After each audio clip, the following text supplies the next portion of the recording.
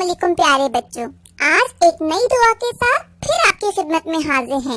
नफ्स की बुराई से पनाह मांगने की दुआ। बच्चों, जैसा कि आप लोग जानते हैं कि इंसान में अच्छाई और बुराई दोनों की ताकतें होती हैं और बुराई बहुत जल्दी अपनी तरफ माइल करती है।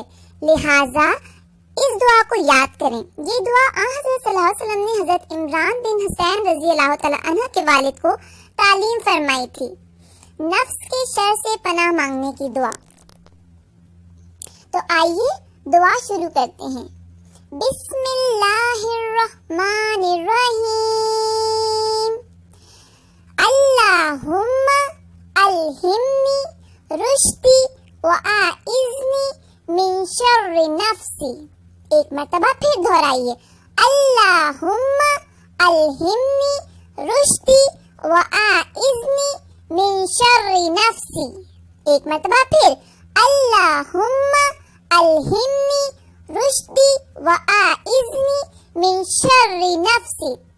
तर्जुमा: ए अल्लाह, मेरे दिल में भलाई डाल दे और मेरे नफ्स की बुराई से मुझे बचा दे।